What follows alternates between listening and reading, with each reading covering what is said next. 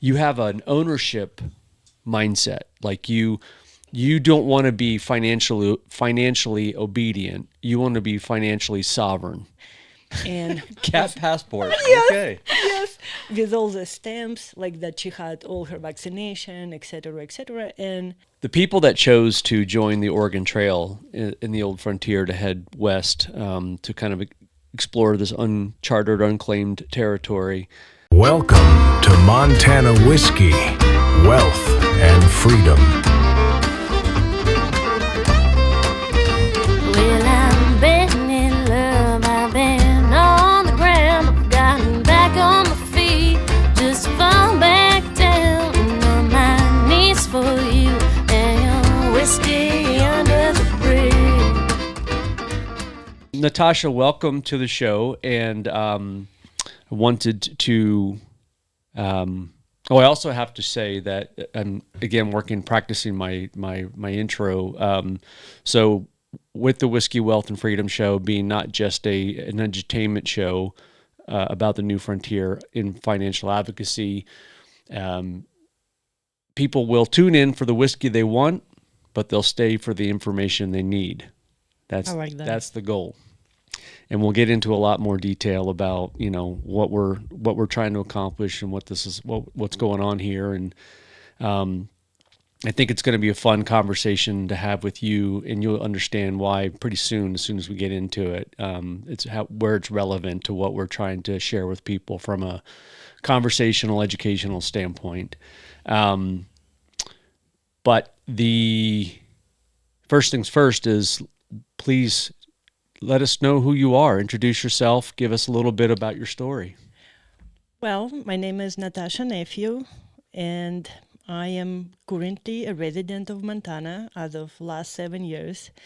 I am an immigrant from Russia, and I've been in the United States for over 26 years, and I'm a chef by profession. So I love Montana because I love mountains and I love horses, and I am kind of excited about learning what you guys are doing, and those are delicious. Yeah, very good. And I don't have this show scripted, so we're just going to kind of just going to wander around and see where the conversation takes us. And I will say, having tasted Natasha's cooking, Natasha is a fabulous chef. So. Yeah. Chef Thank extraordinaire. Thank you. Really appreciate that introduction. Well, and I think, do you have so tell us what you do business-wise. So you're a chef. Do you work for? Do you do anything on your own? Are you a chef for are you an employee for somebody? Are you an independent contractor? I am an employee currently, and also I do cook for private clients. I am a chef at a fly fishing lodge here in Montana in Twin Bridges called Healing Waters Lodge. Shout out. And I've been working there for last couple of years, and when off season, and again, just kind of for my own pleasure, because I do love cooking and I love some of my friends. I cook for them with a lot of pleasure. So a little bit of both, I suppose. Okay.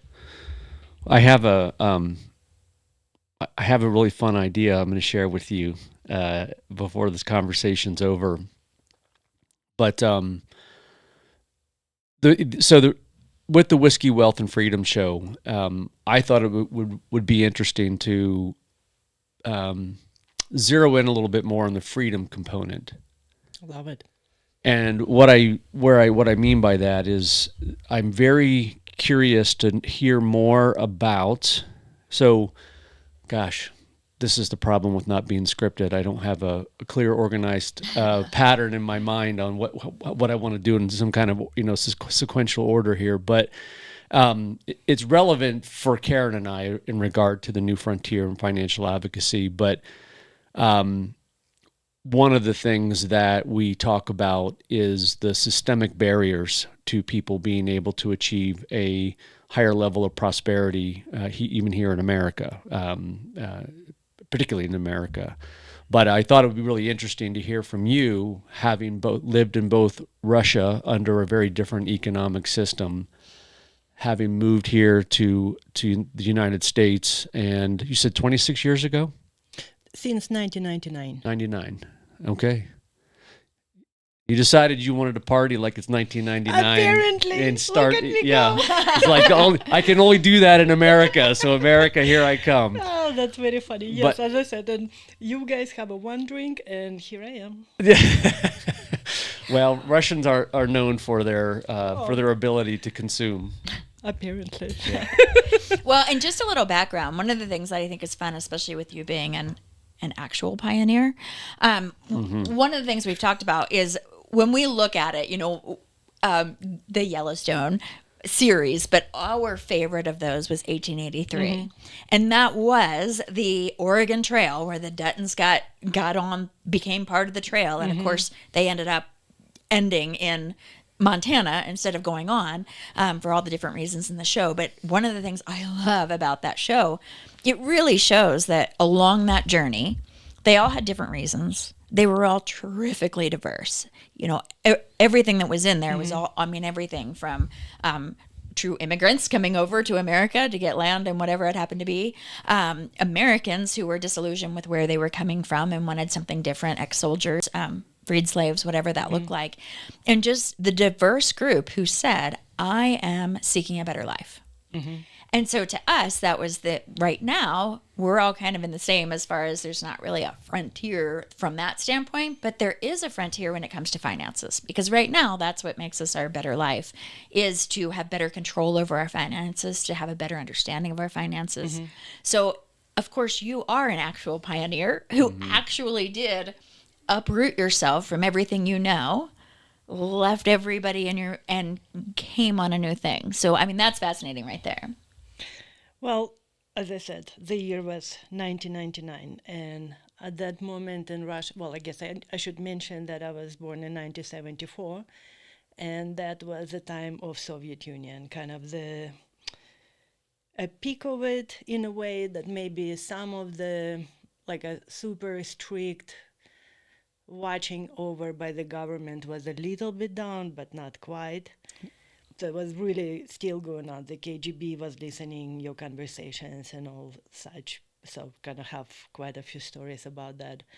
But in the mid-90s or early 90s, when the collapse of Soviet Union began, it really was unbelievable time to be. So again, another kind of frontier in a different kind of way, because again, everything that you've ever known was breaking down in front of you. All of a sudden, stores had no food in them, like anywhere. Everything was in a black market. And you can buy and find a lot of things via that black market. But at the same time, it was again still like it was insanity. We had this one time when the Soviet money changed and everybody lost everything. So it was literally pyres in middle of the town of just money. Burning money. Because they were useless. obsolete. Yeah. It was completely useless. It's again like that is unimaginable. But also even speaking, kind of I guess my mind is just jumping from place to place because I'm from southwest of Russia. I did not grow up in like places like Moscow, just quite a bit different. And my grandparents were farmers. And to them, they actually lived through the parts when the government came and took everything away from them. And then all of a sudden, your farming community, what was called kolkhoz, collective farming. It meant that everything that you grew, you had, belonged to quote unquote everybody. Obviously, So this is how you would describe the economic system of Yeah. Russia at the time. socialism. There is a distinction there. It's not Russia at the time. It was the It's Soviet Union. Soviet Union, and there is a distinct difference between the Soviet Union and what we know as Russia today. Correct. Not to give you a side rail there. I just but yeah, you're absolutely vernacular right. wise, Yeah. that's the terminology. That's Different flag, different. okay. Yeah. Out of curiosity, have you ever read the book Atlas Shrugged? By Ayn Rand. Ayn Rand, yeah. Oh, I love. Yeah. Yeah. So that was interesting because one of the things that was the whole thing, you know, that when John Galt was living under this world of being told that no, everybody has to produce to their best, Yeah. but everybody gets to own whatever you produced, Yeah. and like the whole, like, what do you do there? Like, is how do crazy. how do you continue innovation? Well, there is another awesome book, not by Russian person. It's Kurt Vonnegut, and I don't remember the name of a short story, but it's about this athlete. In order for everybody to be equal, whoever stands out. So he was like amazing athlete, runner, jumper. So they had whatever stones tied to his legs, so he couldn't. It's like I will find the To name equalize of the story. him, To equalize. So again, like super awesome ballerina would be tied up in some way so she couldn't jump or do something like so it was kind of like that. So in one way, in that kind of society, you have everybody to be equal, quote, but some are more equal than others. Yeah. And there was a small group of people. I will say that something what was, and I heard that from somebody else, but what was interesting is like we all were on the same page in a way, especially as a kid. Like because we all were living also, again, my grandparents were in a farm in their own house and they had a garden and all that. But my parents moved out and we were living in a city. So one of the things that would happen is that the government would give you an apartment. And it's like projects looking kind of buildings. You see those on TV quite a bit because it's just one kind of homogeneous building. Everything is very, very similar. And everybody had same furniture, same carpet, same arrangement, so to speak, in their apartments. So in a way, I don't know, like that, not to call it equality, but it was kind of, as a kid, that was pretty good thing to have, I think, in my opinion. Just because, again, like we were just playing as kids. There were no somebody was better than the other person, if it makes sense. I don't know if it makes sense. Would it be appropriate to say the standard of living was equalized? That's very well put, yes. Okay. So, again, like growing up, there were some beautiful things about, again, kind of our back then, medicine, that as a kid, our doctor would come to your home. You didn't have to drive somewhere. Like they had their rounds to make. And literally they knew all their patients on a very personal level. We had very different school system that I still, up to this point, I think kind of, I mean, other than a lot of things that could have been manipulated, such as history, they were manipulated because everything has been written from the point of view of the Communist Party. Reading it recently, like some of the books that were written at that time or a little bit earlier, something that I never noticed before, I was kind of blown away because it's literally, they had to do it in order for them to be printed. The writer, there is. All of our books were written from the point of view of the Communist Party. Well, you and I had talked about that because my family is from Poland. And in Poland after the war, because they were under the Soviet Union, their kids were being taught that Poland had always been part of the Soviet Union, which of course is not true, but that was how it was being taught in the schools, was as if, like, and so a whole generation was brought up, at least for as far as the school system was concerned, believing that had always been the case. That is fascinating. The history, again, they say that it's written by the winners. It is so. And if you don't have access to, and we did not have access to information back then, other than that what we were given. But as I said, when it came to like sciences and literature, we definitely had quite a bit of exposure and languages, etc., etc. That was pretty incredible. But as I said, like reading it now or looking at it, it was just like, are you kidding me? Because Leo Tolstoy or Faulkner did not write from the point of view of Communist Party, but it will be presented as such. Well, and I think that I would challenge the one thing you said about the literature being written by the winners. I would say it's really more the power brokers, right? I think that the people who are positioned in a way that get to dictate or control pretty much everything or anything, and we'll get into that more from a financial system standpoint, but even the written word, right? If you are in a position of being one of the active controllers of information, the power broker of information, you get to dictate what people understand and don't understand. And do a couple of generations and you brainwashed everybody. Yeah. It's so quick. It is what's fascinating how quickly it goes and how quickly you can change everything. It actually takes no time. Well, not to. Ugh, um, I'm not sure it's coincidental that when John Dewey left America and went over to Germany in the 1930s to learn their education system, and came back to the States, to America, and incorporated that into our public education system.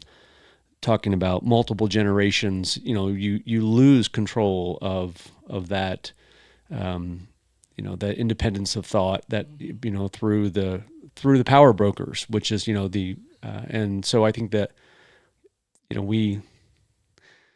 and that's where I want to go with this conversation is I want to hear more about the system that you were in, the impression that you had that you were moving. So when you had an inspiration or a dream of moving to America, you had an ideal, you had a thought that you were moving to something different, and that different in your mind was X. You moved to America, and through experience, you learned that system was Y. We'll start there. What was the decision? What was the catalyst that said, I'm going to make this move? And again, back to kind of the 90s, which is, I think, really fascinating and interesting times, but also were very difficult times. I'm from the North Caucasus, where at the time was civil war with Chechnya. So my region of Russia had only one industry, and it was a spa industry for mineral waters. Everybody in Russia knows my town because of that, because we only had that industry. We called them sanatoriums. And so we had hundreds of those sanatoriums. And what it is that it's like hospital/fine hotel, where you come for about a month, which was kind of standard of Russian break time, whatever. For 30 days, you can go for a month somewhere. So people would come for a month. You get checked on all your vitals and everything, and you drink your mineral waters. You take bath in them, and then again with special personnel, they do help you out. You have your dietary foods and all those kind of things. So it's like I said, it's like /hotel/hospital. And people would come to get well. And it's in the mountains, so like you take beautiful walks because it's just green. It's very, very cute little town. So anyways, when the war started, all of it just started breaking down because people would not come because there was explosions and shootings and etc., everything that comes with that. So it was quite scary. So everything was collapsing in such a way there was no way, like I really felt like there was no way out. So I moved to Moscow, and I was there for a while. I also, again, I put myself through university there. Then I went and I spent 4 years in St. Petersburg, and then I went back to Moscow because it was the only places where I was able to actually have a job. And it was really, again, it was also a time of absolute extreme corruption in Russia. It was really, it was impossible. It was really, really difficult to get out. And even for a Russian citizen, in order for you to be in Moscow, you had to have a special stamp in your passport, because in Russia we have two passports. We have internal passport for the country of Russia, and we have Zagran passport, the external passport with which you can, if you are lucky, you would be able to travel overseas. So in your internal passport, you had to have a stamp that you, where you are, it's called propiska. Propiska meant is like your actual physical address. So because of where I was from, there was a lot of terrorists out of that area, again, because it's Like almost like revolutionary minded people that were anti-government. no, No? kind of, that's what it sounds like. Oh, okay. Yeah. Okay. It's a part of Russia where it's not, it's kind of culturally very mixed, and it's a lot of Muslims and a lot of Christians. And the war was with Chechnya, Muslims. And so due to that, it was kind of a lot of problematic parts about it. Did you ever hear about that before? No, That's me interesting. neither. So 3 days before, like I already had tickets and my visa to come to United States, there were series of terrorist acts through whole Russia, and in Moscow there were several of them, when there were massive amounts of explosives were put in buildings with civilians, and it was a Sunday night in September, so everybody was home. And those project-looking buildings, if you put some stuff in the middle of it, it just folds in itself. Like literally, thousands of people were gone. And one of those buildings was the next building to the building I was living. It was really crazy. And it was like just one of the stories. Place I was working in a garage, somebody blew up a car. My mother's boss, she was working for like a construction company. Somebody just broke into the home and shot the whole family with automatic weapons. Mother, father, and I think the kid was 12 or 13 years old. And the only survivor was a girl who was living in the United States at the time. So like stuff was like that was happening all the time. People were kidnapped on the streets. It was crazy. Like it was literally crazy. So when I was leaving, I had to walk, I think, probably few miles because of all the checkpoints. You had to get to the airport because they were not letting the transport to get close.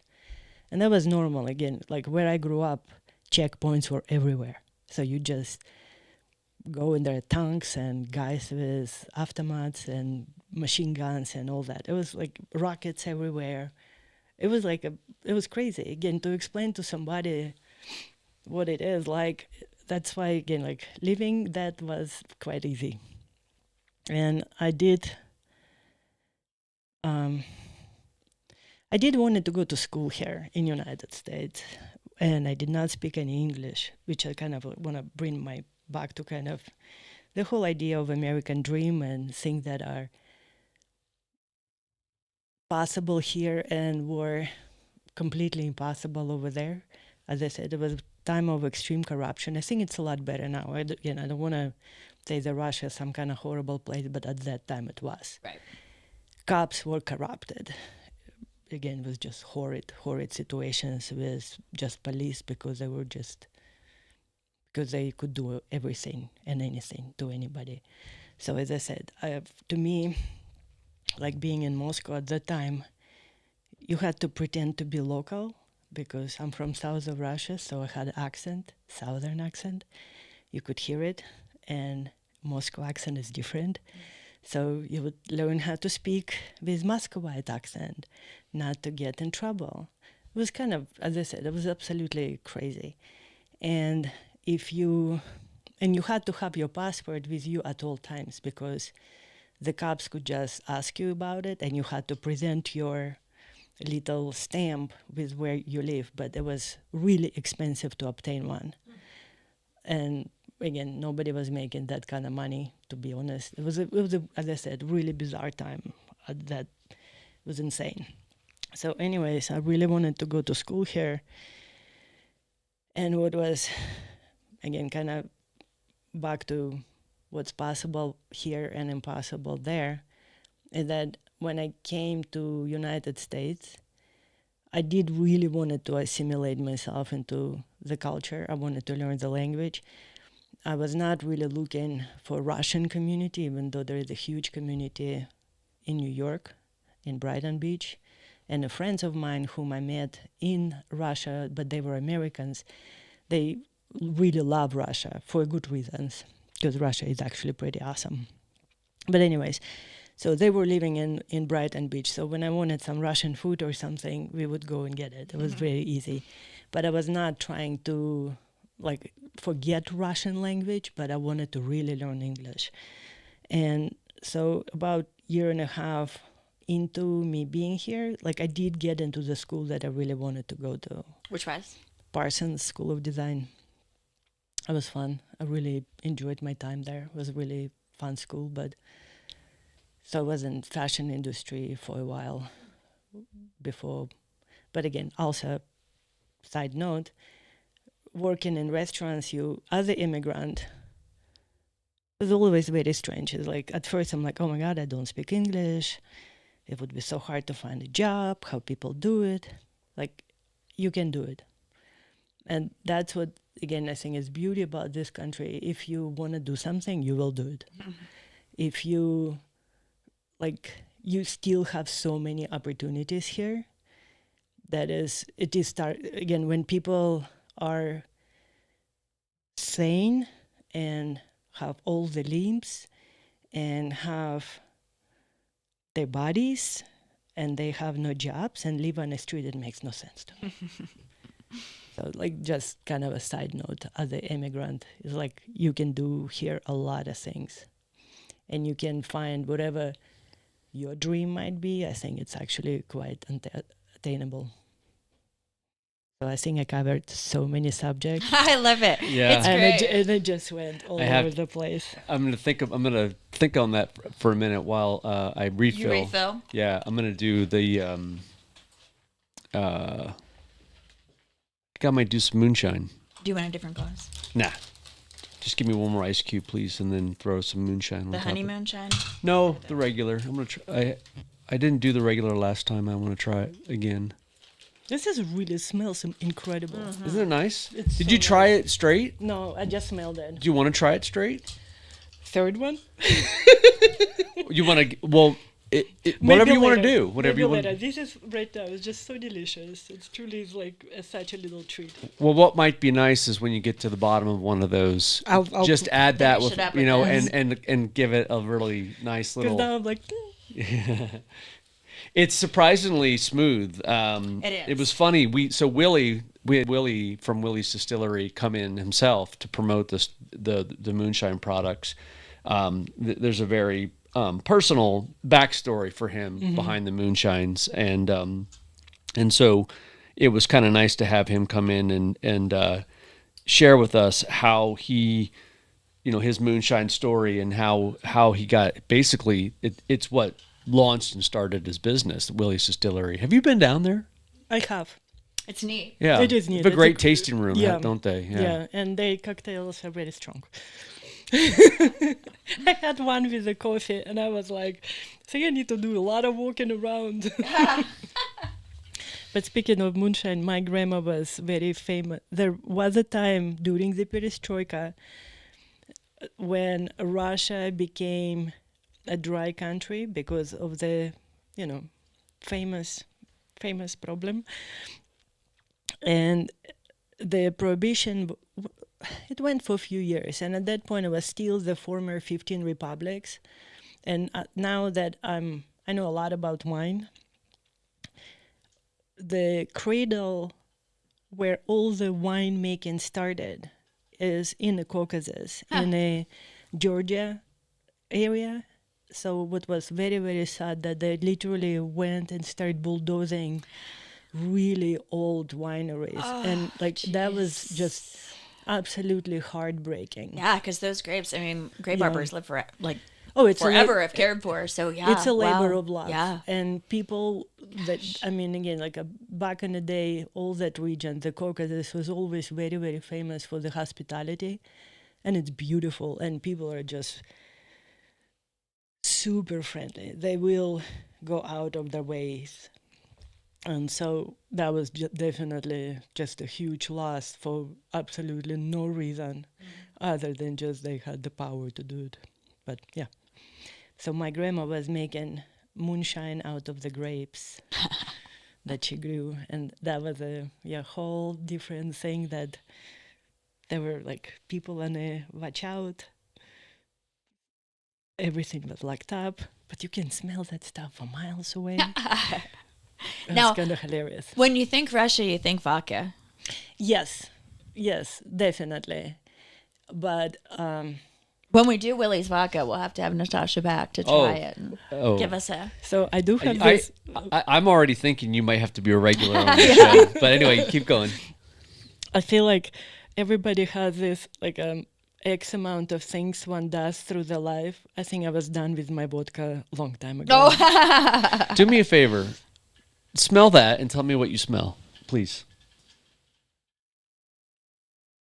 Very fruity. I mean, Does it smell No. like tequila at all to you? it smells more like tequila versus vodka because vodka Yeah. to me smells just like alcohol. Yeah, like rubbing alcohol. Yeah, exactly. This Yeah. smells really fruity. It smells like more like tequila versus I don't know what it's made of, to be honest.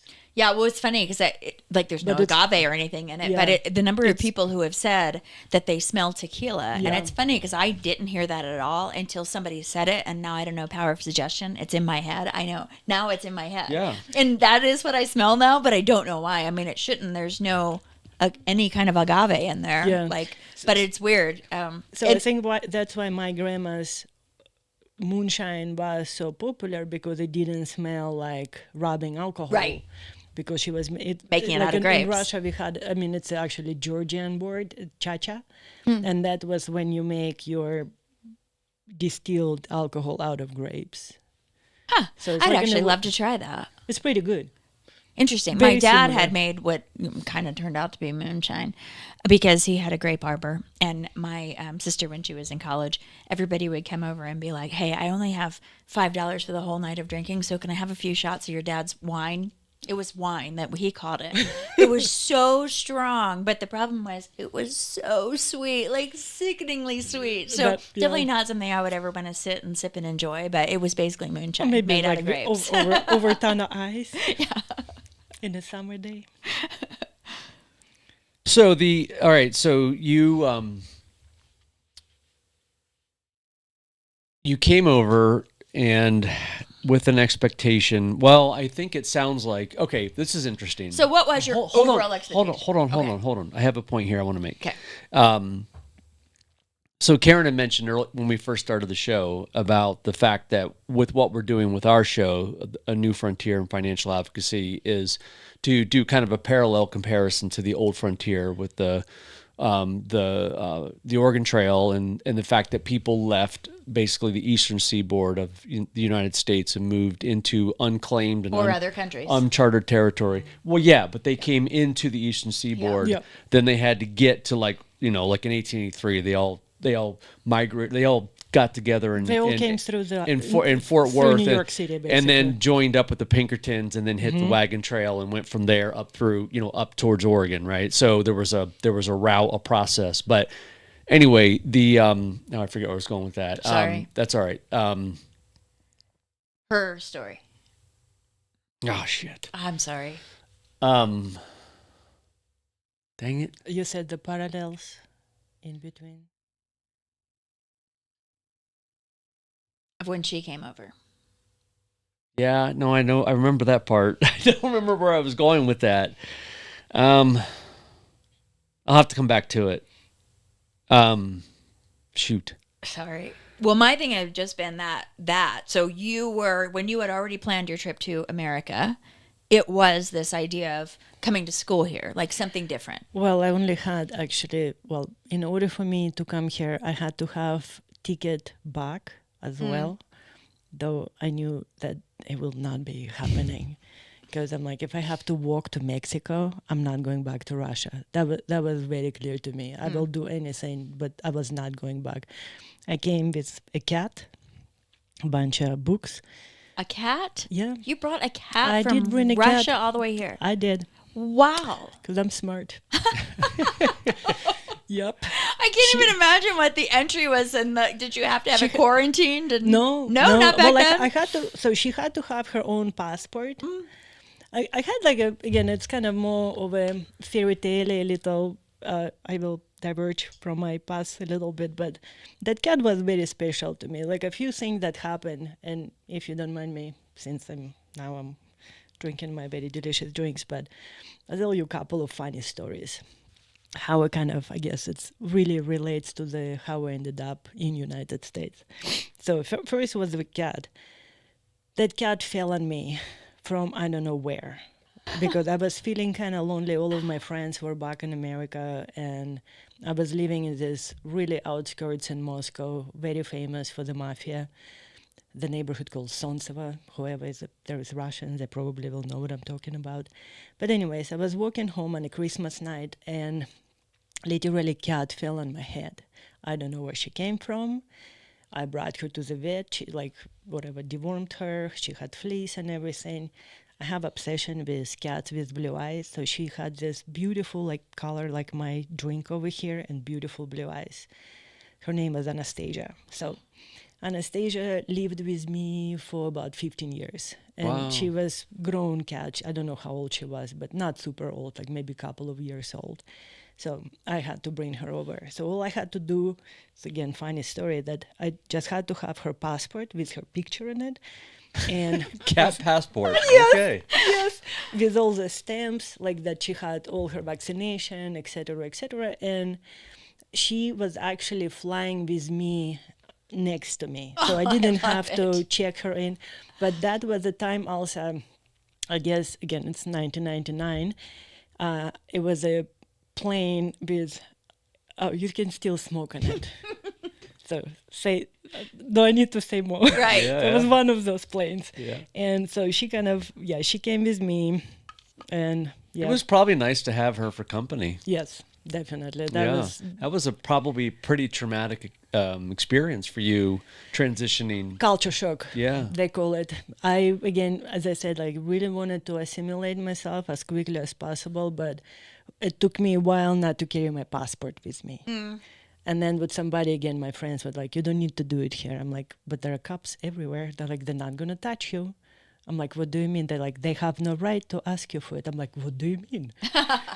What do you mean? They're not going to like That's put me to the crazy. wall and start searching for my passport? Like, no, they cannot do it. I'm like, wow. Huh. That's crazy to me. And the second story is how I ended up, I guess, where I ended up.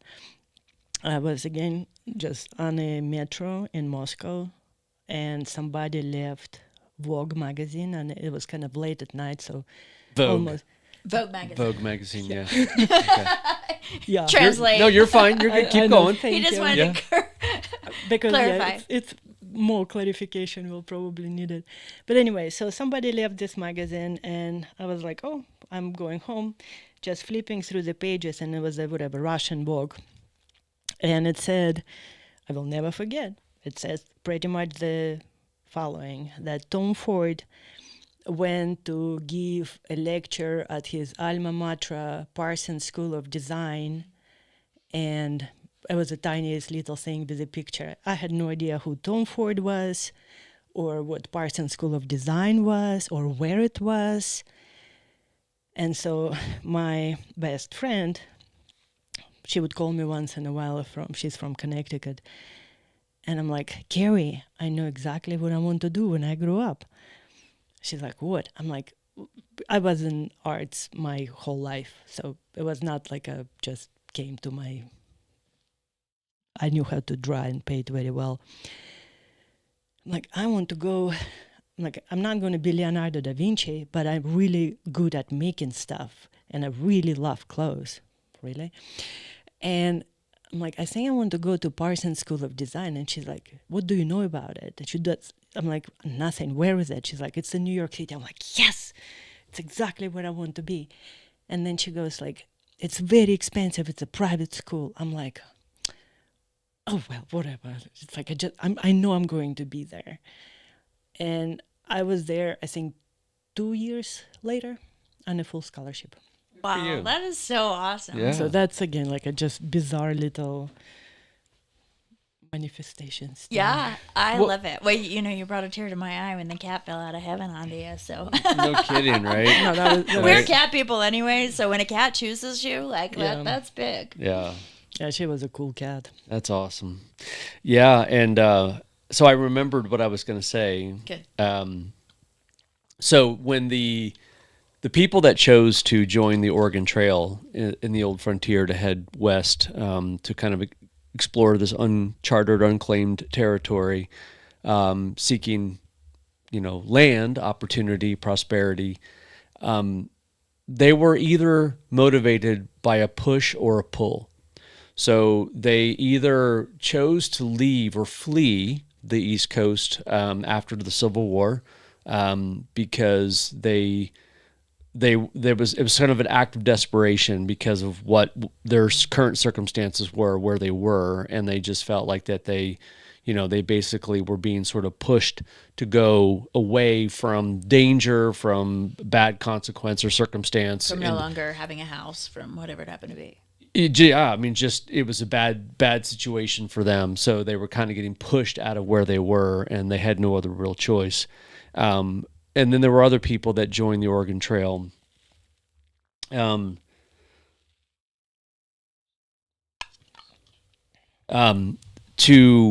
They were pulled by the dream or the notion or the prospect of opportunity. It was too tempting to give up. Possibility of something better. Possibility of something better, right? So considering everything that you shared about what your experiences, your living experiences were in Soviet Union, with buildings falling down and people getting shot randomly and everything else that was going on, when you made that decision to leave and come over here, was it a push decision or a pull decision? It's both. It's definitely both. The push was out, and just again, there was no chance of growth. There was no, at that time, for where I was as a woman also, there was no way I could have gotten a proper job, or it was really, it was so corrupted and so evil in a way. And what people were doing, again, I will just, again, another little bit of a side note, there was a lot of kind of not necessarily kidnapping of young Slavic women into prostitution, but it was like that. Mm-hmm. And I could just say that I did help 2 women not to end up in that situation. Because there would be, again, promises, you'll go to overseas. And again, for somebody who was growing up in those conditions where we were, just not being there, anything felt like a better choice. But what it was, again, prostitution. So and that was pretty much an option, which is absolutely horrendous. So I did, as I said, with 2 girls that I pulled them out of those bad situations. And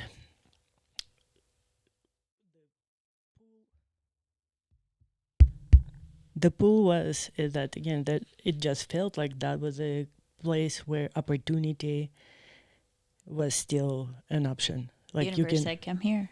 yeah. So the push was get out of the Soviet Union. The pull was, and come to the United States. Yeah, because here again, like I knew that I could, if I really wanted to, I could get education, I could have a decent job with decent income, all of those kind of things. Like that was like literally not an option for me in Russia at that time.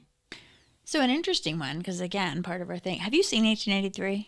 No, but you know what I saw, and I highly recommend. It's called American Primeval. Have you seen that one? Oh, I'm familiar. I know what you're talking about. It's on Netflix, right? Yeah.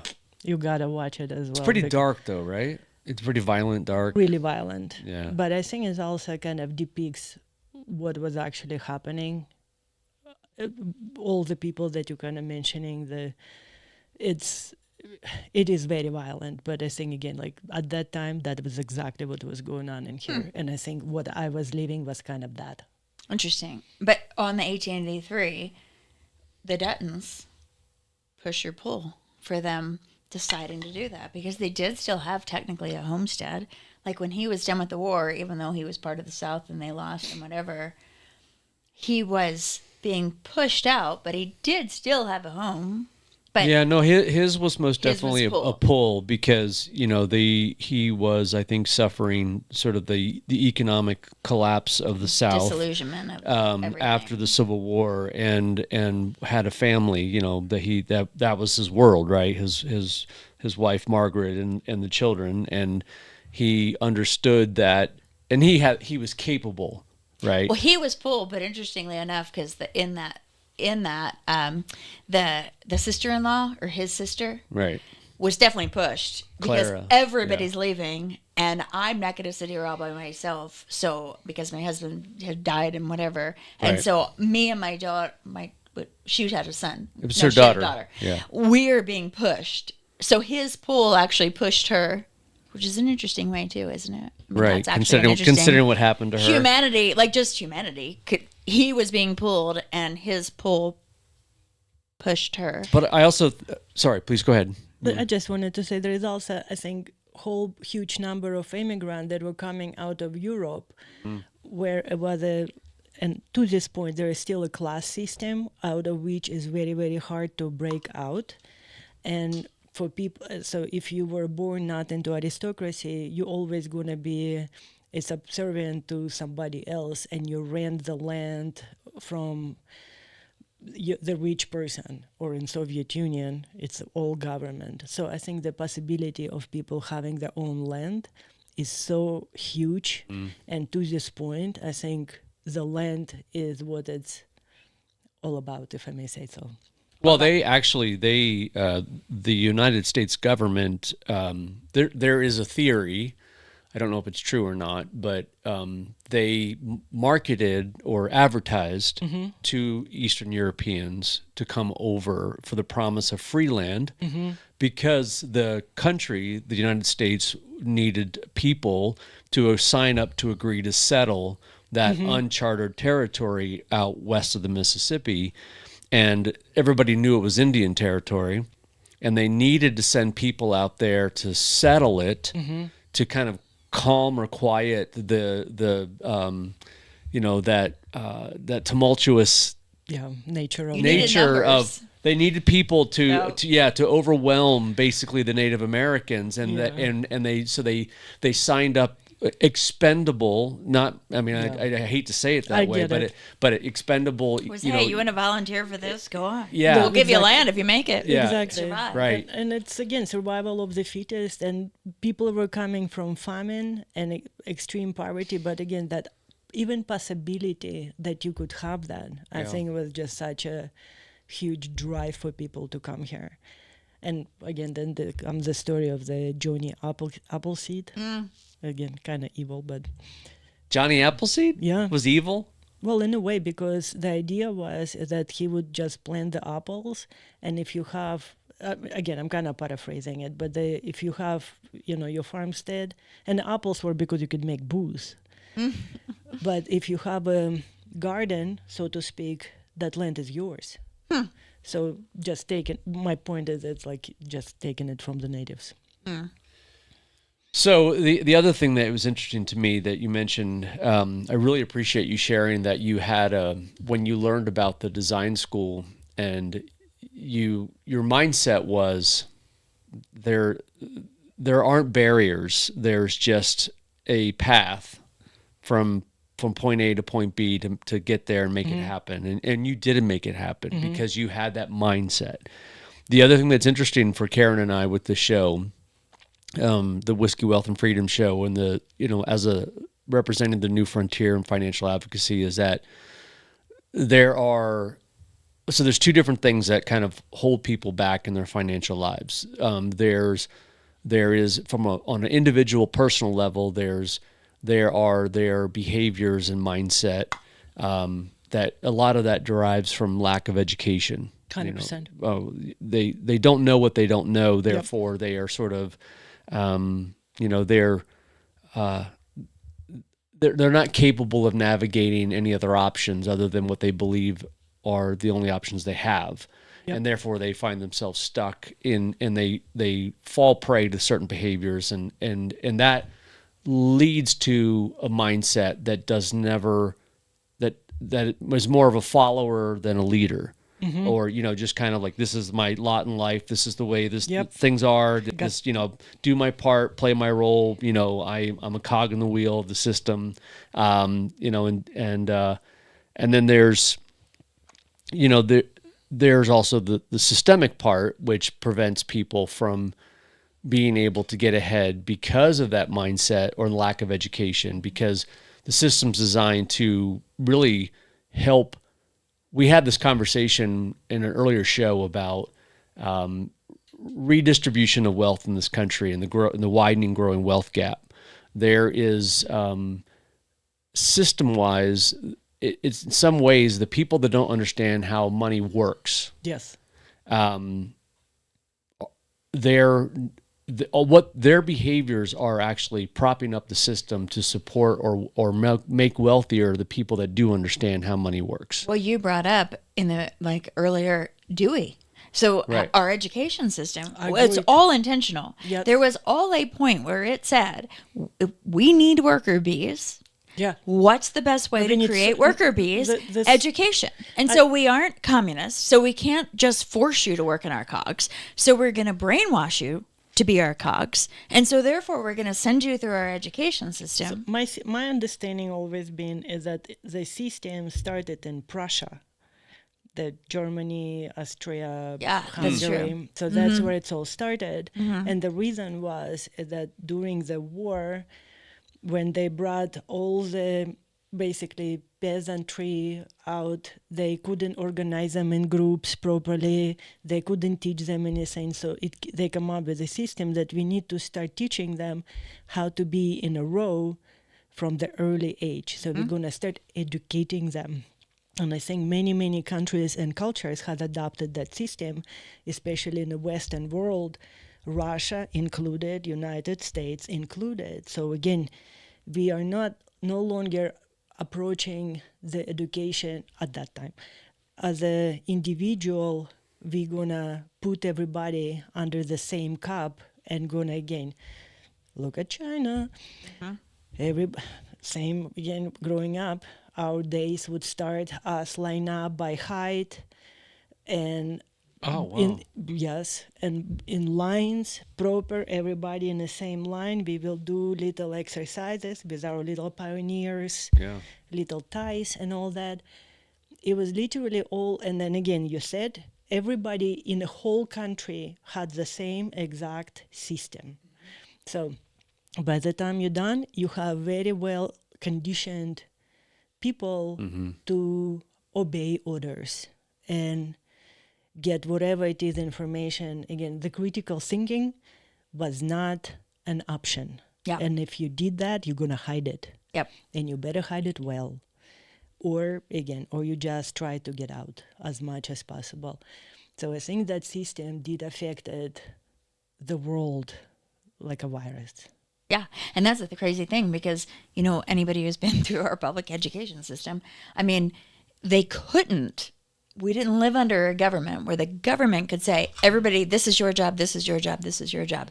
But it was like, but we can start them young. And as we go through generations, we can all of a sudden get them to be cogs in our wheel. Yeah. And that we are all voluntary cogs in the wheel. Every single person who says, well, I don't know, I'm supposed to work a job until I'm 65 and then I finally get my retirement. And during that time, I'm going to max out my 401k that I never get to touch, but everybody tells me it's there and it's fine and don't worry, you're going to have it.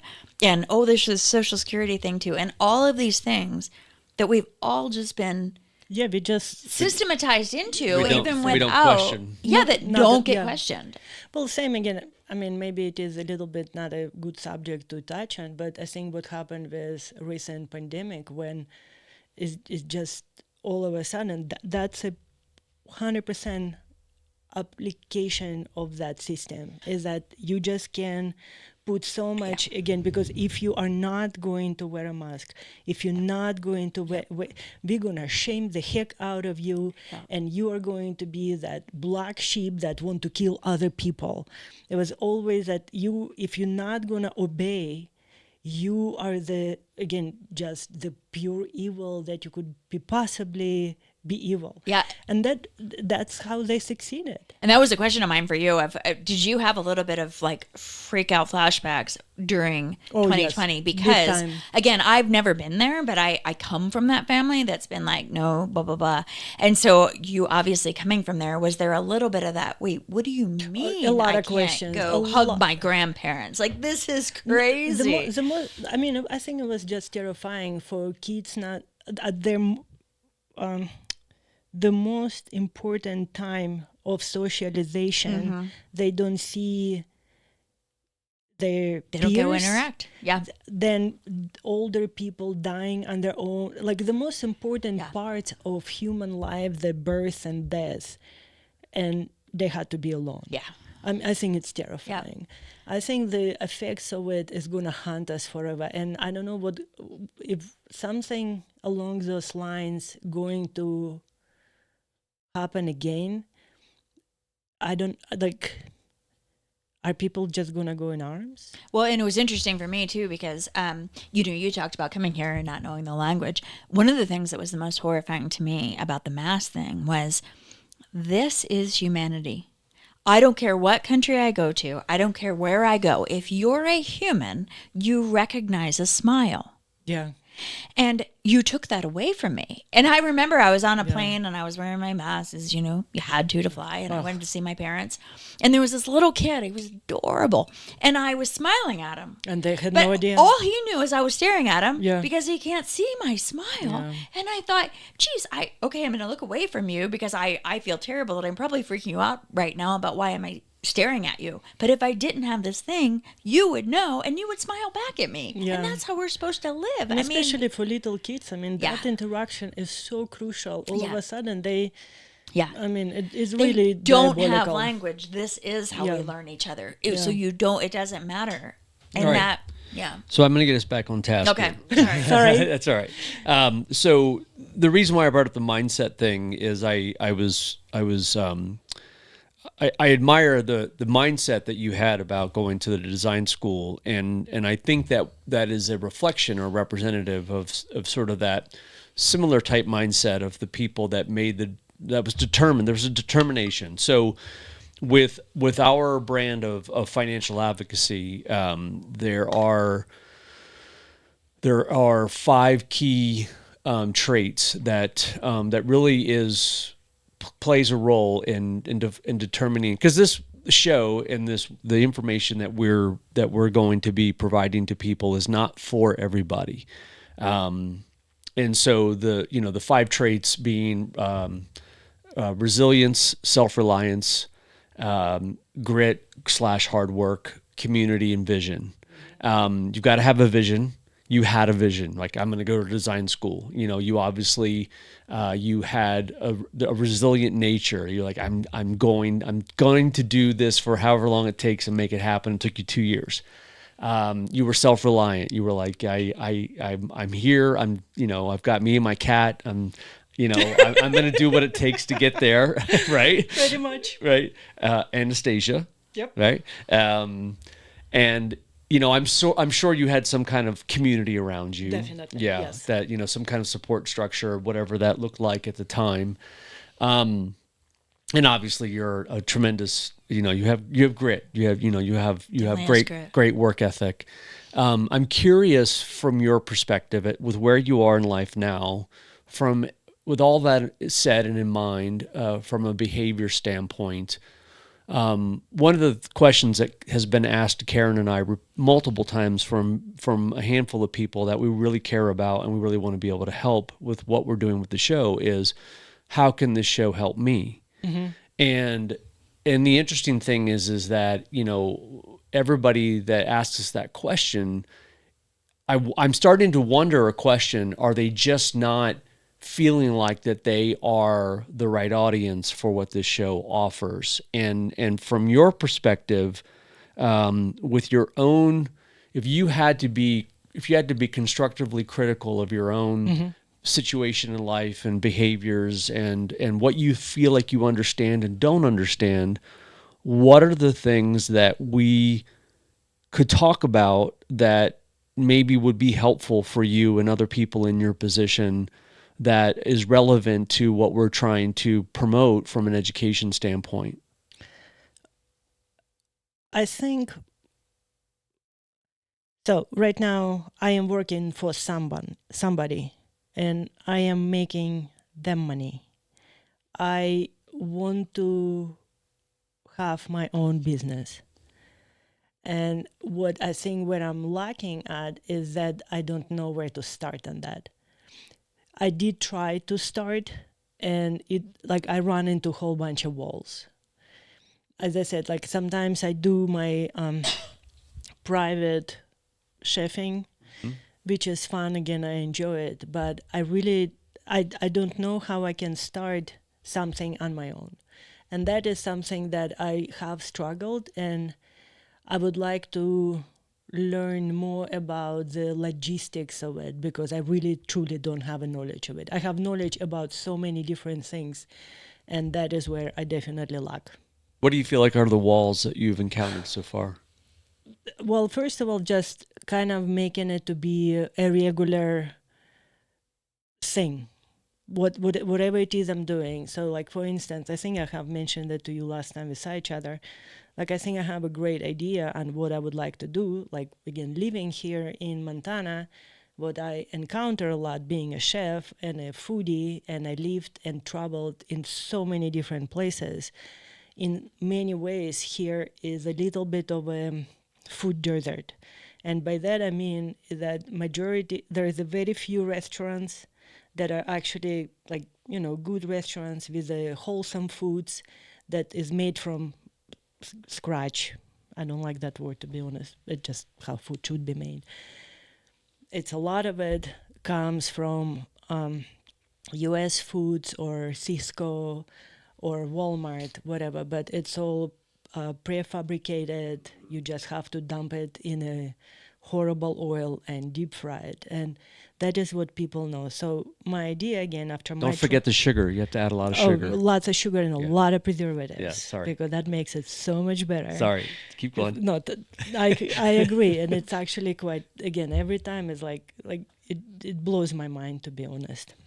But anyway, so my idea was, because again, also there are so many bars and they have no food, or they have, again, frozen pizza maybe. So my idea was, because again, I really love, I lived in Australia for a while and traveled through England, Ireland, and Scotland. The whole idea of meat pies is amazing, and it's fresh food. And again, I know that we have beaut with the Irish pasties, but Don't say no more.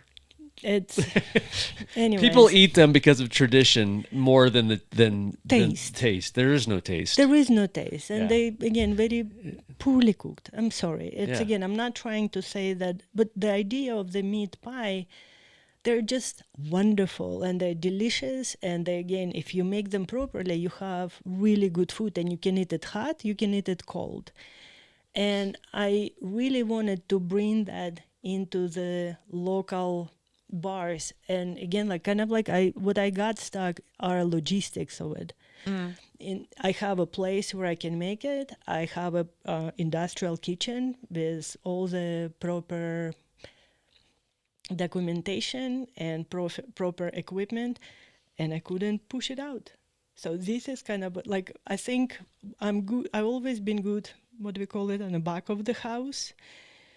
And I don't know how to get myself out of my little, I don't know if it's even a comfort zone, but or even a lack of knowledge, but I don't know how to promote myself in a proper way that I could get, because again, like, I think I have a great idea. And I think people, when they taste my pies, they really like them, because they're actually, I think They're they're wonderful. really, really We've had good. them. Yeah, they're wonderful. But yeah, that's kind of my, I think, yeah, that's where I'm at. And that, That yeah. would be a fun thing for her, actually, because we had Willie of Willie's Distillery on here talking about creating this distillery from scratch and all of the hurdles and everything like that. So that actually would be an interesting. So I have an idea. And first of all, I want to also say that, and this is the reason why you're going to become a regular on the show. And if you're not careful, you might end up becoming a shared co-host with my wife to my left here, because you're wonderful, and you fit, like, your mindset. I really appreciate your mindset. Like, you have perspective, you have experience, like you have a sort of a knowledge base and understanding of sort of how the world works, and but it's really the mindset. Like, what you're saying is, and this is what we talk about with Kyle, is you have an ownership mindset. Like, you don't want to be financially obedient. You want to be financially sovereign, right? Correct. You have a financial sovereignty about you, that you really want to own your labor, your productive pursuit in nature, your property, your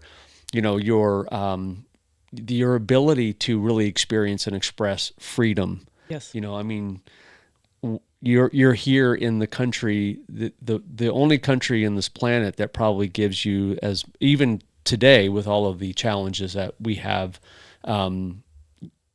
you still have the most opportunity here. 100%. And the question is the key is how do you take advantage of that? And I think that maybe it's a God wink moment for the fact that we have crossed paths and come together to have this conversation, and again, being the first of many. But here's my idea. So,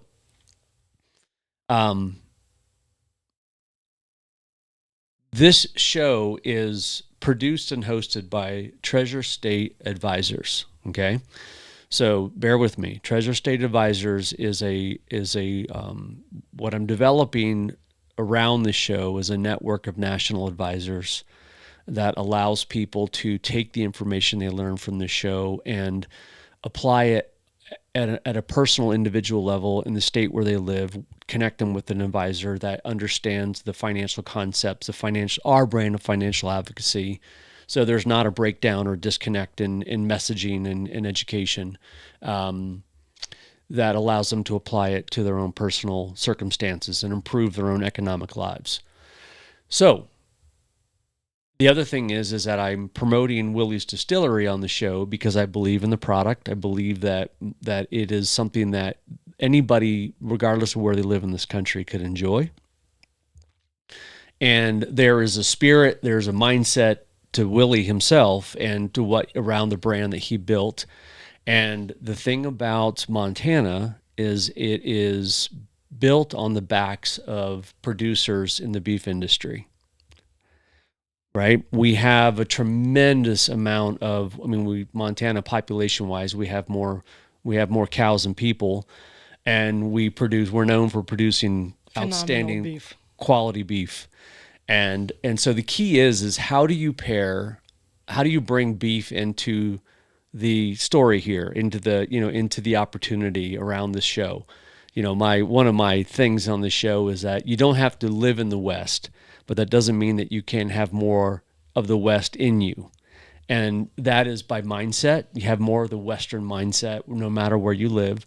You can drink Western bourbon, or Montana bourbon. You can eat Montana beef, right?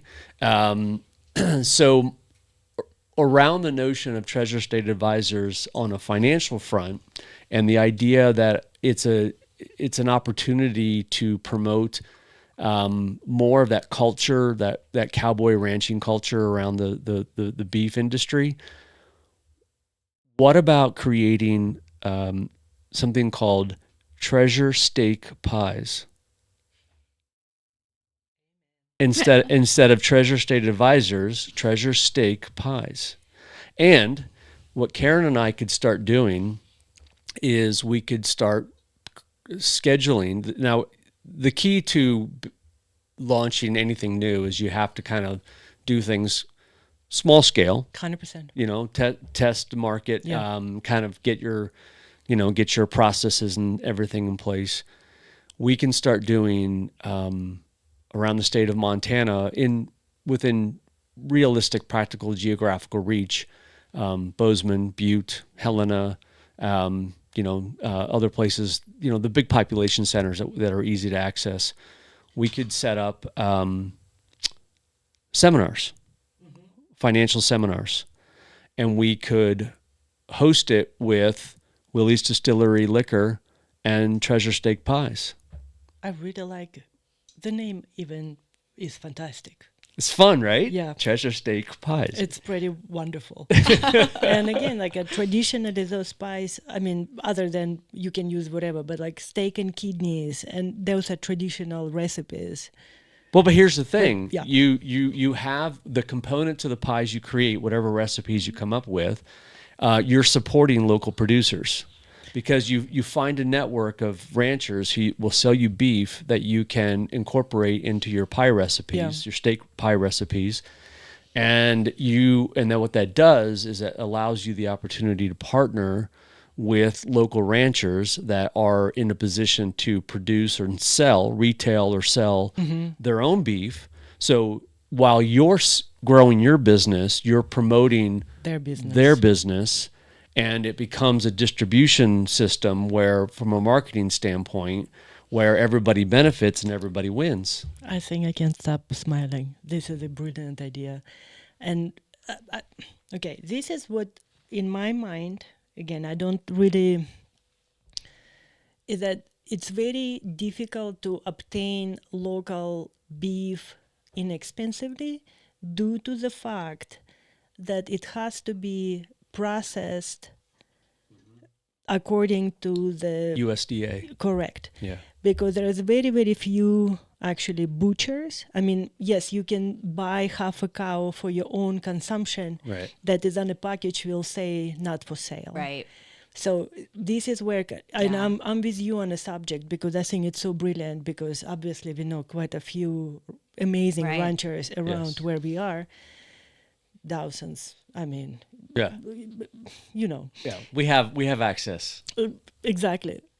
Again, back to kind of the rules of this country that it's not, I cannot really just buy half a cow or a cow from them and then distribute it commercially to the customers. And that is one of the absolute worst things. And about that's where I'm system. saying that when I start, because otherwise it's like if I'm going to go to Costco and buy it, it's legit.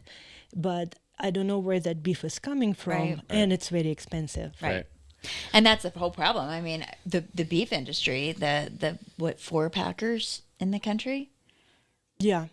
And again, because of I mean, COVID it's kind of killing like animals because you couldn't get them, even though there's local slaughter places, but same, they aren't allowed to sell. Same as like, I mean, we have elk, we have buffalo, we have, and it's delicious, and I know what they're eating. It is the cleanest meat, but by the law, I cannot commercially sell any of it to the customers. So when I said I hit the walls, those are the walls. Or if, again, as I said, if I'm buying it from Costco or Cisco or U.S. Foods, I don't know where that beef is coming from. I really don't know. And most and likely... it's just a shame because you want to support the rancher down the road. I know, because it's like a next door from me, and I help on my horse guiding those cattle up and down the mountain, but I cannot sell it to the public. Well, and I think that's why you have to, realistically, you have to start... You have to start in a way that is Very strong. manageable. She did a straight moonshine. She said it's very strong. And I had a tiny sip. I'm like, oh my god. But I think the key, Natasha, and this is what's this time again. This is where this conversation today is really just such a ice. Yeah. Trying to not to whisper. There is I think there's a way to test the water, test the concept or the idea in a very manageable way that is within the the construct or confines of the regulatory requirements, with the understanding that, and this is one of the things that I will challenge. This is one of my issues, concerns. So Americans, and again, I have to be careful to not come across, I have to remember who my audience is, right? You are somebody that has seen and experienced and dealt with shit that I can never imagine or fathom. So I have to keep all this in perspective. But so I have to be careful not to come across as like a whiny little privileged bitch, like I have it good, and I always have, and I always will, and I'm grateful for that. But I look around, and my thing is that I always believe it can always be better. We have the opportunity to improve our station in life, even though the American standard of living is better than anybody in the world, always has been. Yes, The crazy thing, Natasha, is we are only experiencing a tip of the iceberg of what the American lifestyle or standard of living could be. And the crazy thing is that the founders, when they created this country, their whole concept of not only creating a government where the people were sovereign and had natural rights and freedom could reign, and they wanted to export that around the world, they really did. They also had the notion of what they called prosperity economics. And it was built on the ability for people to really truly express and live out their freedom of labor and their freedom of product and their freedom of creativity. And they really believed that there was a way for their ideal to lift the whole world, not just this country. And it never happened because countries have to adopt a constitutional system that they abide by in order to protect the right things, the natural rights and the private property and all those things. But so I think that there are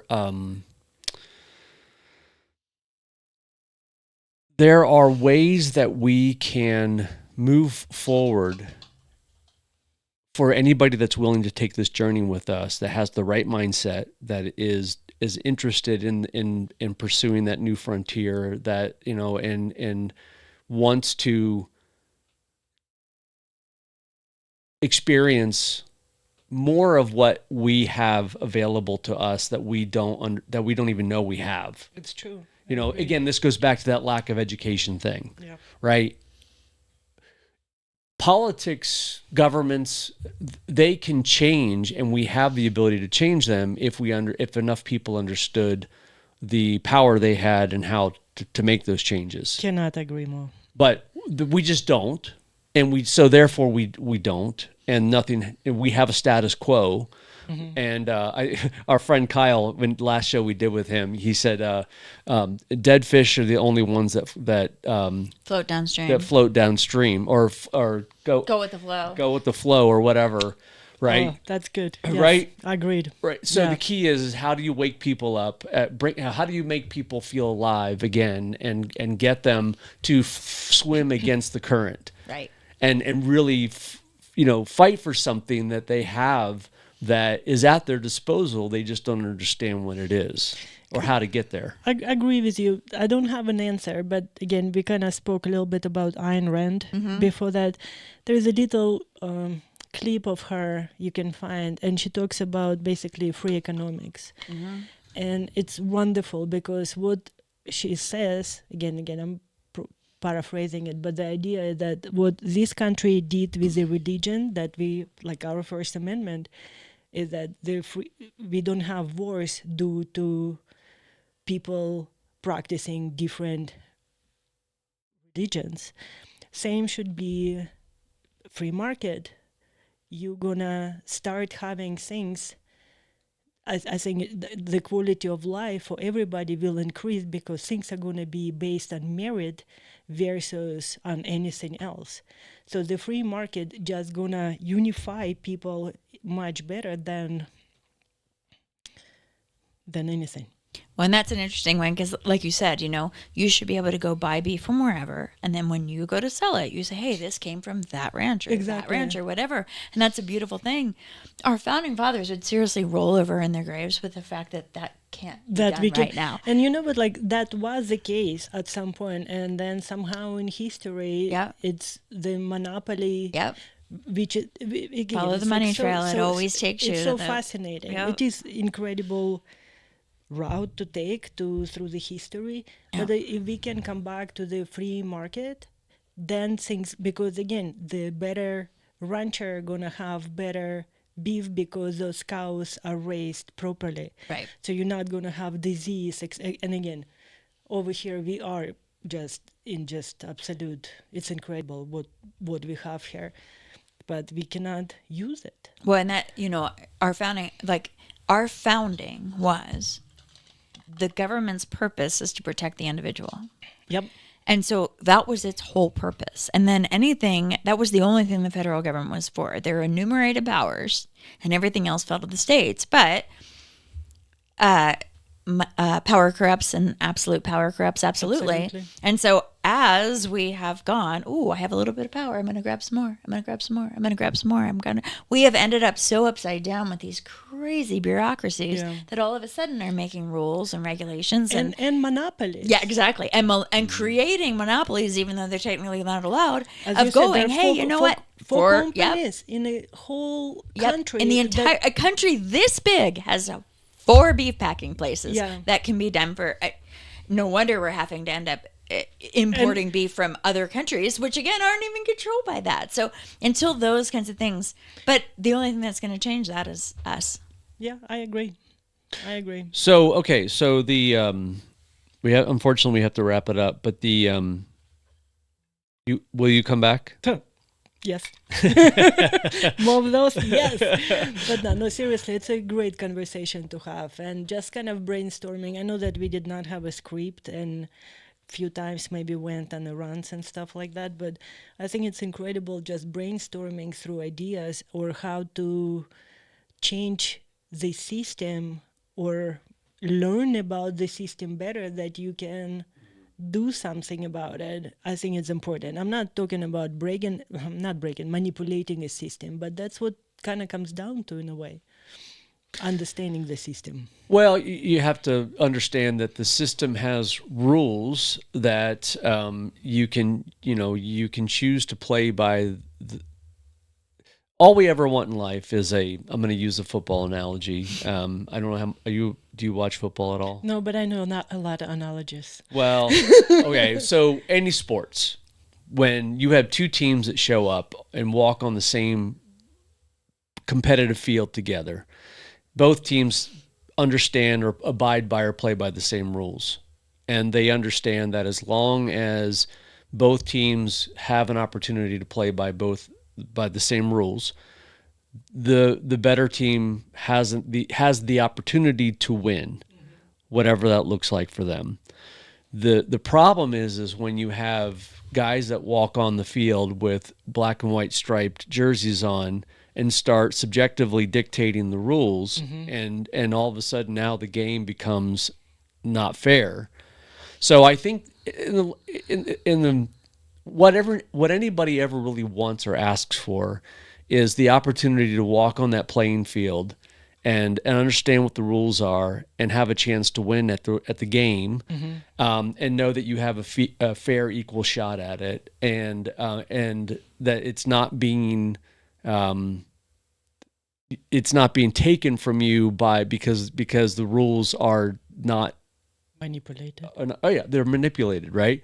So I think the key is to understand what the rules are and to understand how to play the game in a way that you are empowered to win despite what those people in the black and white jerseys tried to do, right? Or what they have a rational self-interest to do it too. It's very arbitrary. Yeah. And right. But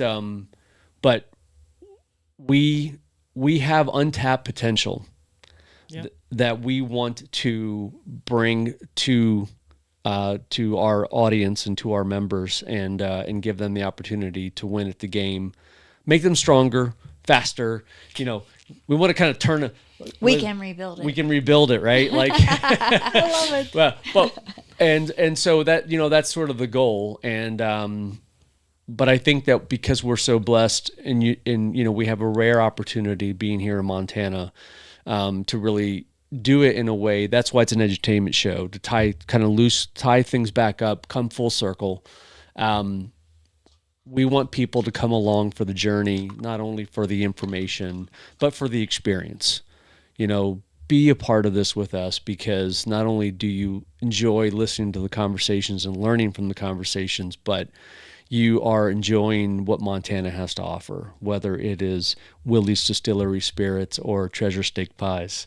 Or Montana music. We one thing that you don't know is we have a couple of musicians that have given us the ability to use songs of theirs that are great, and I'd love to help them sell more albums around the country. And Tessie Lou and Dan Henry. Tessie Lou and Dan Henry, wonderful people, wonderful music, and also Mark LaRoe, who you met at the event. Yep. He's our photographer, our in-house photographer, so to speak. So it's his responsibility to capture wonderful, brilliant Montana landscape and ranching lifestyle photography and imagery.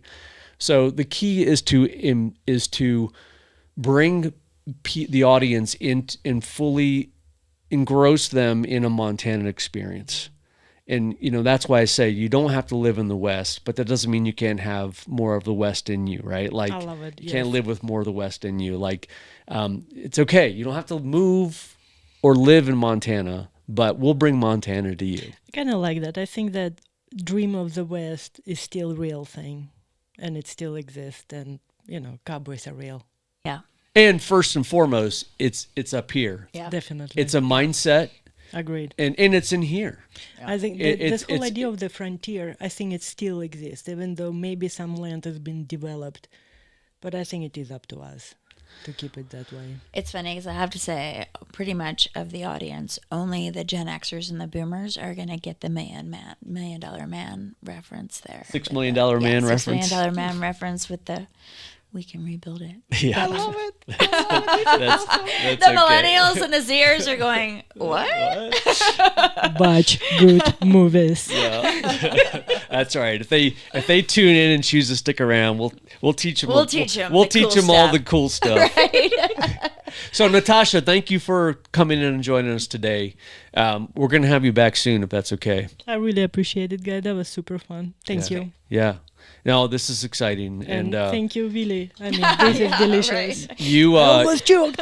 In all honesty, I feel like we're just skimming the surface of what you have to offer to this conversation, as far as, because nobody can replicate your perspective and your experience. And it's very meaningful, because context is everything.